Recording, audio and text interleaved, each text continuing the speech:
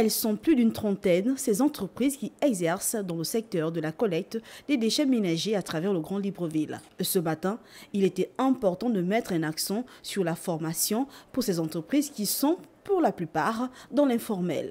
Il est très important que les agents que nous envoyons sur le terrain puissent connaître le modèle économique qui, n'est-ce pas, est prévu pour la nouvelle gestion des déchets à Libreville.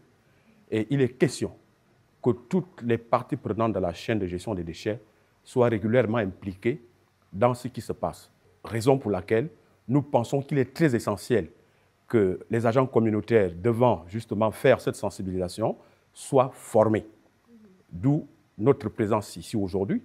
Si nous les envoyons comme ça, il est nécessaire que nous comprenions qu'il y aura beaucoup de surprises, sinon c'est un pilotage à vue. Il est nécessaire que ces messieurs et dames soient formés. Désormais, les précollecteurs veulent accompagner les municipalités. Cependant, ils font face à des difficultés qui pourraient freiner leur élan.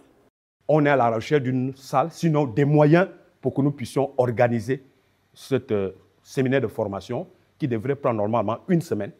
Mais nous sommes à court de moyens.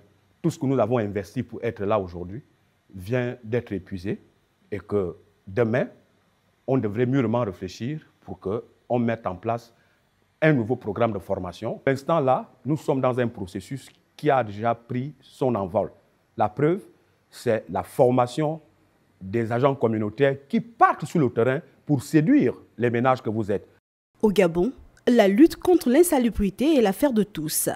Le chef de l'État avait également fait un don de plusieurs matériaux de nettoyage, notamment des bacs et des bennes à ordures.